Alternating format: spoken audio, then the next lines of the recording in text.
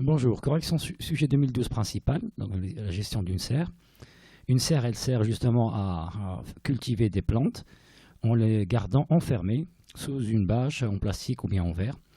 L'objectif est de les protéger contre par exemple la pluie, la grêle, etc., mais aussi contre les maladies et en régulant la température.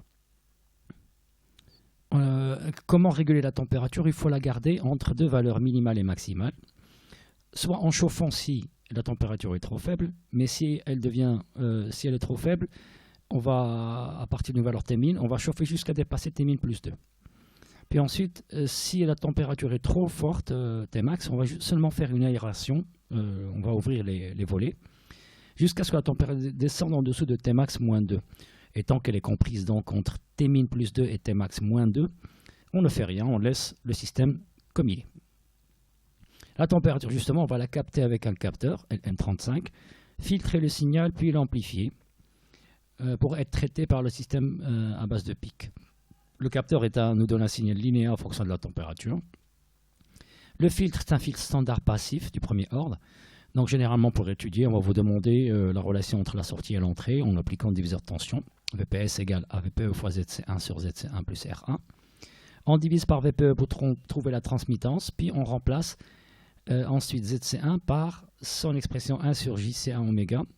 On multiplie en haut et en bas par JC1 oméga et on remplace R1C1 par 1 sur oméga 0. On en déduit donc la pulsation de coupure.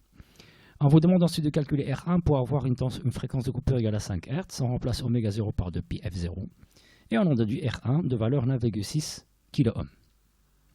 L'amplificateur maintenant, on vous dit que le filtre, à la sortie du filtre, on obtient une tension qui est comprise entre 0 et 500 mV lorsque la température est comprise entre 0 et 50 degrés.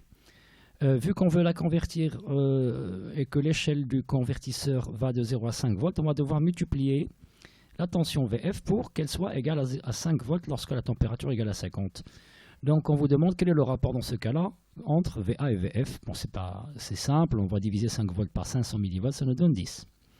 Maintenant, voici le montage et on vous demande de donner l'expression du rapport VA sur VF, c'est-à-dire A, en fonction des résistances R2 et R3. Donc, comme d'habitude, V plus égale à V moins.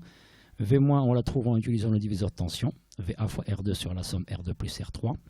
Et on en déduit A qui est égal à VA sur VF, 1 plus R3 sur R2.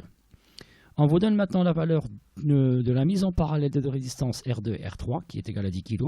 On vous demande de calculer R2 et R3 en utilisant justement l'équation qu'on vient de trouver, 1 plus R3 sur R2, et la valeur de A étant égale à 10. Donc deux équations, deux inconnus, chacun sa méthode. Moi, je suis parti du principe de la définition de la mise en parallèle de deux résistances.